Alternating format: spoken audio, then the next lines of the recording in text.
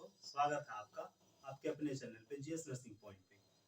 Previous sessions में हम लोगों ने जो था फॉर्म्ड एलिमेंट्स में से डब्ल्यूबीसी आरबीसी के बारे में पढ़ लिया था और तीसरा जो है बचा हुआ था जिसके बारे में हम लोग आज पढ़ेंगे, जिसका नाम है प्लेटिलेट्स। ठीक है, तो आरबीसी के बारे में हम लोगों ने क्या पढ़ा था? वो जो है उसका डिस्क शेप होता है, उसका कलर रेड होता है, ये सब चीज के बारे में हम लोगों ने जो था प्रीवियस वीडियोज में पढ़ लिया था। और उसके अगले बस वीडियोज में जबकि हम लोगों ने पढ़ा था डब्ल्यूबीसी के बारे में, तो डब्ल्यूबीसी में हम लोगों ने ग्रेनुलोसाइट्स और अग्रेनुलोसाइट्स के बारे में देखा था अच्छे से। आज हम लोग जो है थ्रोम्बोसाइट्स, जिसको कि प्लेटिलेट्स बोलते हैं, मतलब प्लेटिलेट्स को थ्रोम्बोसाइट्स बोलो या फिर प्लेटिलेट्स बोलो, दोनों सेम। अब देखिए, नाम ही जो है किसी भी चीज का बहुत कुछ बता देता है बायोलॉजी में या फिर एनाटॉमी में। ठीक, जैसे कि इसमें दिया हुआ है थ्रोम्बोसाइट्स। ठीक है, तो ये जो थ्रोम्बो है ना, थ्रोम्बो का मतलब हुआ थ्रोम्बिन। ठीक, थ्रोम्बिन, और थ्रोम्बिन का मतलब खुद भी हो जाता है क्लॉट। ठीक है, थ्रोम्बिन का खुद भी मतलब क्या हो जाता है? क्लॉट। अब ये साइट्स, ठीक, साइट मतलब क्या हुआ? सेल। ठीक, मतलब क्लॉट जमाने वाला सेल को क्या बोलते हैं? थ्रोम्बोसाइट्स बोलते हैं। ठीक, जैसे कि हम लोगों ने रेड मतलब आरबीसी को क्या कहा था? इरेथ्रोसाइट्स, है ना? इरेथ्रोसाइट, साइट मतलब क्या होता है? सेल। समझ रहे हैं सब में? जैसे कि ल्यूकोसाइट, साइट में क्या होता है? सेल। समझ गए? साइट का मतलब क्या है? सेल। तो ये समझ में आ गया होगा। थ्रोम्बो मीन्स थ्रोम्बिन, और थ्रोम्बिन का मतलब क्या होता है मेरा? क्लॉट। क्लॉट मतलब क्या होता है? ब्लड का थक्का जमना। ठीक है, मतलब ये जो प्लेटलेट्स के बारे में हम लोग अभी पढ़ेंगे, तो ये क्या करेगा कि जो है ब्लड को क्लॉट करने में ये हेल्प करता है। ठीक है, चलिए अब देखिए, इसमें जो है हम लोग प्रीवियस सेशंस में हम लोगों ने पढ़ा था फॉर्म्ड एलिमेंट्स के बारे में। फॉर्म्ड एलिमेंट्स क्या होता है? जब एक ट्यूब में हम लोग जो है ब्लड को रख के बहुत बार घुमाते हैं घुमाते हैं घुमाते हैं, तो क्या होता है? हजारों लाखों बार जब घुमाते हैं, मिलियंस टाइम, तो फिर क्या होता है कि जो है फॉर्म्ड एलिमेंट्स, जो जैसे कि मान लिया जाए, देखिए ऐसे एक ट्यूब था जिसके बारे में यहाँ पे जो है क्या होता था कि जो है कुछ थक्का टाइप का जमा हो जाता था, और इसी को हम लोग क्या कहते थे? Formed elements. क्या बोलते थे? Formed elements. ठीक है, इसी को हम लोग बोलते थे फॉर्म्ड एलिमेंट्स। तो इसमें हम लोगों ने तीन चीज के बारे में देखा था। क्या क्या? डब्ल्यूबीसी, आरबीसी और प्लेटिलेट्स। तो ये जो प्लेटिलेट्स होता है, ये क्या होता है? Smallest type of formed elements होता है, क्योंकि आरबीसी का मात्रा जो है सबसे ज्यादा और सबसे कम होता है किसका? प्लेटिलेट्स का। बीच में हो गया डब्ल्यूबीसी, और सारा जो है फैक्टर वगैरह जो होता है वो सब चीज। ठीक, चलिए, ये जो होता है स्मॉलेस्ट टाइप का फॉर्म्ड एलिमेंट है, मतलब ये जो है डब्ल्यूबीसी, आरबीसी और प्लेटलेट्स में इसका संख्या सबसे कम होता है। क्या होता है? इसका संख्या सबसे कम होता है, लेकिन जिसका संख्या जितना कम वो उतना ज्यादा इंपॉर्टेंट। ठीक, तो ये जो होता है इसका संख्या क्या होता है? ब्लड, अगर हम 100 मिलीलीटर ml ब्लड में देखें, ठीक है, तो लगभग 1.5 लाख से 3.5 लाख तक प्लेटलेट्स जो है पाया जाता है। ठीक है, 100 ml ऑफ ब्लड में। ठीक, चलिए अब देखिए, जैसे हम लोग पढ़े थे कि आरबीसी का एक फिक्स्ड शेप होता है ना, डिस्क शेप या फिर जो है बाइकॉन्केव शेप, जो भी पढ़े थे, तो उसके बारे में जो था। और डब्ल्यूबीसी के बारे में क्या पढ़े थे? इसका कोई फिक्स्ड शेप नहीं है। इसका क्या है? इसका भी सेम डब्ल्यूबीसी टाइप का है। ठीक, इसका भी कोई फिक्स शेप नहीं है। इसको फ्रेगमेंट्स में, मतलब टुकड़ा टुकड़ा में पाया जाता है। मान लीजिए ये फ्रेगमेंट्स में लंबा लंबा टुकड़ा में जो है इसको देखा जाता है। ठीक है, मतलब इसका कोई फिक्स शेप नहीं है। अब देखिए, थ्रोम्बोसाइट्स लिखा हुआ है। जिस तरह से हम लोग रेड बीसी आरबीसी को जो था क्या बोलते थे? इरेथ्रोसाइट्स बोलते थे, और उसके प्रोसेस जो बनता था उसको क्या बोलते थे? इरेथ्रोपोइसिस। इसी तरह से ये क्या है? थ्रोम्बोसाइट्स, है ना? तो थ्रोम्बोसाइट्स को क्या बोलेंगे? इसके बनने के प्रोसेस को क्या बोलेंगे? थ्रोम्बोपोइसिस। क्या बोलेंगे?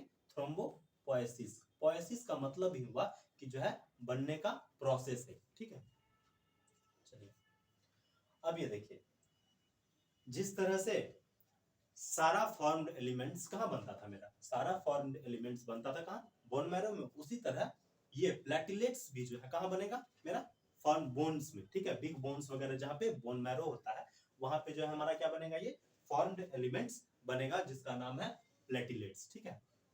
चलिए, अब प्लेटिलेट्स जो है बन तो गया है ना, बनने के बाद मरेगा कहाँ, मरेगा ये कहाँ, देखिए लीवर और स्प्लीन में जो है इसका डेड सेंटर होता है, ठीक, वहां पे जाके ये टै बोल देगा, मतलब खत्म, ठीक है। चलिए, ये लगभग इसका लाइफ स्पैन जो होता है 1 वीक का होता है, कितना होता है, 1 वीक का लगभग जो है प्लेटिलेट्स का क्या होता है, लाइफ स्पैन होता है।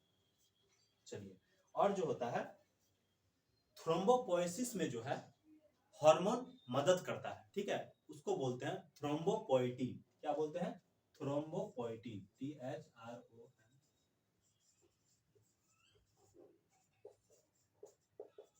थ्रोम्बोपोएटिन जो होता है ये हेल्प करता है मेरा क्या चीज करने में, थ्रोम्बोपोएसिस के प्रोसेस में जो है ये मदद करता है, ये प्रोटीन, ठीक है, ये मदद करता है। अब देखिए, चलिए ये सब चीज तो हम लोग जो है बेसिक नॉलेज थ्रोम्बोसाइट्स या फिर प्लेटलेट्स के बारे में जो है अभी तक हम लोग जाने, तो अब जो है इसका फंक्शन भी होगा, है ना। देखिए, ये जो होता है बहुत इंपॉर्टेंट रोल प्ले करता है ब्लड क्लॉटिंग में, ठीक है। ब्लड क्लॉटिंग के बारे में हम लोग जाने किसको कहते हैं, अगर हमको कहीं चोट लगता है तो क्या होता है कि कुछ देर बाद जो होता है कि जो है वहां पे ब्लड धीरे धीरे क्या होता है, जाना बंद हो जाता है, जाना बंद हो जाता है मतलब निकलना बाहर बंद हो जाता है, और उसके ऊपर में एक लेयर जमा हो जाता है, वो हल्का सा चिपचिपा मतलब फ्लेक्सिबल टाइप का जो है मटेरियल से बना हुआ होता है, जिसको हम लोग क्या कहते हैं, ब्लड क्लॉट बोलते हैं, ठीक। चलिए, और ये जो होता है इंपॉर्टेंट रोल प्ले करता है, इंपॉर्टेंट रोल प्ले करता है किस चीज में, ब्लड क्लॉटिंग में, ठीक। दूसरा क्या है, एक्टिवेट्स क्लॉटिंग फैक्टर, ठीक। अब क्लॉटिंग फैक्टर क्या है कि नहीं, क्लॉटिंग फैक्टर वैसा फैक्टर है जो हमारे ब्लड क्लॉटिंग में मदद करता है, ठीक है। क्लॉटिंग फैक्टर वैसा फैक्टर है वो जो हमारे ब्लड क्लॉट में मदद करता है, ये इसका नंबर जो होता है 13 होता है, ये हम लोग आगे देखेंगे, इसका कितना नंबर होता है, 13 होता है, जिसमें से कि जो है 12 प्रेजेंट होते हैं और जो है एक एब्सेंट होता है, ठीक। लेकिन क्लॉटिंग फैक्टर का नंबर कितना है, टोटल 13 है, ठीक। अब देखिए, ये जो होता है बहुत सारा सब्सटेंस को भी रिलीज करता है या फिर करवाता है, क्या करता है, ये बहुत सारे सब्सटेंस को रिलीज करता है या फिर या करवाने में मदद करता है, ठीक। जिसको जो है वैरायटी ऑफ सब्सटेंस, जैसे कि involve in the coagulation of blood, जो भी चीज मतलब ब्लड के कोगुलेशन में हेल्प करेगा, ठीक है, उसको जो है ये एक्टिवेट करने में या फिर रिलीज करवाने में ये क्या करता है, मेरा हेल्प करता है, ठीक है। चलिए, यहां तक समझ में आया होगा, यहाँ तक आसानी से हमको लगता है समझ में आ गया होगा। तो आगे जो है हम लोग अभी जो है क्लॉटिंग फैक्टर के बारे में देखेंगे, जो है हम लोग जो है अभी जस्ट हम लोग देखे थे कि जो है क्लॉटिंग फैक्टर कितना होता है, 13। तो अब जो है हम लोग क्लॉटिंग फैक्टर के बारे में जानेंगे, ठीक है। क्लॉटिंग फैक्टर के बारे में जान लिए, क्लॉटिंग फैक्टर कहते हैं किसको, जो हमारे ब्लड के कोगुलेशन में जो मदद करेगा, ठीक है, वो जो है क्लॉटिंग फैक्टर भी उनमें से एक है। तो अब हम लोग जो है क्लॉटिंग फैक्टर के बारे में जानेंगे, ठीक। क्लॉटिंग फैक्टर कितना है, 13 है। ये एग्जाम्स के व्यू से बहुत ज्यादा इंपॉर्टेंट होता है, कॉम्पिटिटिव एग्जाम्स हो या फिर जो है जो भी एग्जाम्स वगैरह हो, तो उसमें जो है ये बहुत ज्यादा इंपॉर्टेंट होता है, एक क्वेश्चन तो कम से कम इससे रहता ही रहता है, ठीक। तो देखिए, ये है 13 क्लॉटिंग फैक्टर, जिसमें से कि जो है हम लोग जाने थे कि जो है छठा क्लॉटिंग फैक्टर क्या होता है, ये एब्सेंट होता है, ठीक है, समझ रहे हैं। चलिए, तो पहला क्या है मेरा, पहला क्या है, फाइब्रिनोजेन, पहला क्या है, फाइब्रिनोजेन। दूसरा क्या है, प्रोथ्रोम्बिन। तीसरा क्या है, थ्रोम्बोप्लास्टिन। चौथा है कैल्शियम या फिर आयोनिक फैक्टर भी इसको बोलते हैं, ठीक। पांचवा क्या है, लिएबल फैक्टर। छठा क्या है, stable factor, anti hemolic factor, Christmas factor, Stuart factor, plasma plasma thromboplastin और हैगमैन फैक्टर। और इस तरह से जो है ये हमारा सारा क्या है कि जो है फैक्टर है। तो ये जो फैक्टर है, ठीक, ये हमारे ब्लड के कोगुलेशन में मदद करता है। अब देखिए, इतना नाम याद रखना तो हल्का टफ होगा, पहले हम लोग क्या करते हैं, चलिए देखते हैं क्या लिखा हुआ है, ट्रिक है इसको याद करने का। जितना भी कैपिटल में लेटर लिखा हुआ है, ठीक, उसके बाद इधर देखेंगे हम लोग पहले।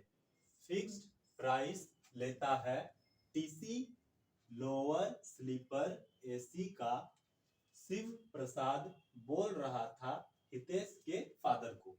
ठीक, क्या बोलता है कि जो है फिक्स्ड प्राइस लेता है TC TC lower sleeper AC का शिव प्रसाद बोल रहा था हितेश के फादर को। चलिए अब देखिए,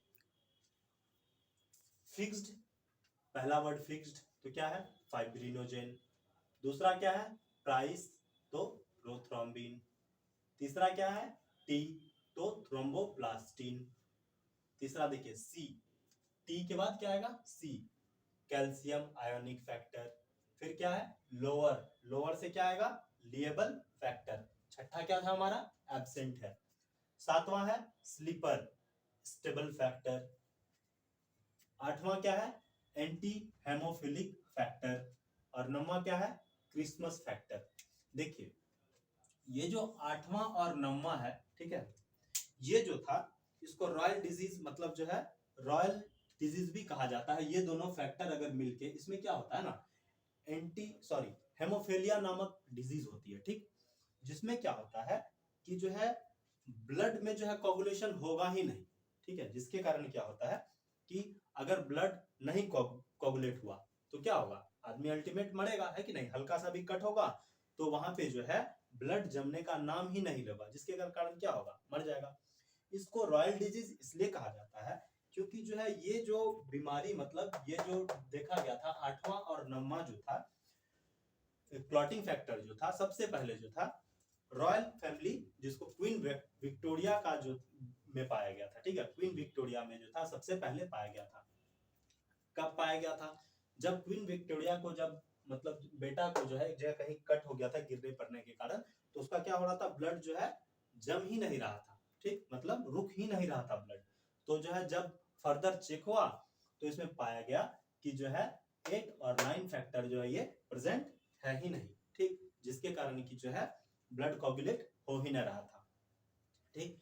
और इसमें एक खास बात है कि जो है ये जो होता है सिर्फ मेल में पाया जाता है, क्या पाया जाता है, मेल को ही इफेक्ट करता है, मतलब ठीक, ये जो है मेल को ही सिर्फ इफेक्ट करता है, मेल को इफेक्ट करने का मतलब हुआ ये सिर्फ वाई क्रोमोसोम को ही इफेक्ट करता है, ये जो है सिर्फ वाई क्रोमोसोम को ही इफेक्ट करता है, समझ रहे हैं बात को। चलिए, और हाँ फीमेल जो होती है इसकी बस करियर होती है, मतलब फीमेल जो है एक जनरेशन टू दूसरे जनरेशन ले जाने का काम करती है, ठीक, समझ गए। और अब आते हैं, ये समझ गए, ये जो है रॉयल डिजीज भी इसको बोला जाता है, ठीक। अब चलिए शिव, शिव से क्या है स्टुअर्ट पावर फैक्टर, प्रसाद, यही कर रहा मेरा Prasad, Prasad plasma thromboplastin, Hitesh Hageman factor, और जो है लास्ट क्या बचा फादर, यहाँ पे फादर लिखना भूल गए, ये फादर, फादर से क्या होगा फाइब्रिन स्टेबलाइजिंग फैक्टर, ठीक है। तो हमको आशा है कि जो है आप लोग को अच्छे से समझ में आया होगा, और ये जो ट्रिक है ये याद करने का बहुत आसान ट्रिक है, और ये 13 जो क्लॉटिंग फैक्टर है इसमें से कुछ ना कुछ चीज जो है एग्जाम में रिलेटेड ये पूछा ही जाता है, ठीक है। तो जो है आज का वीडियो को हम लोग यही कंक्लूड करेंगे, थैंक यू।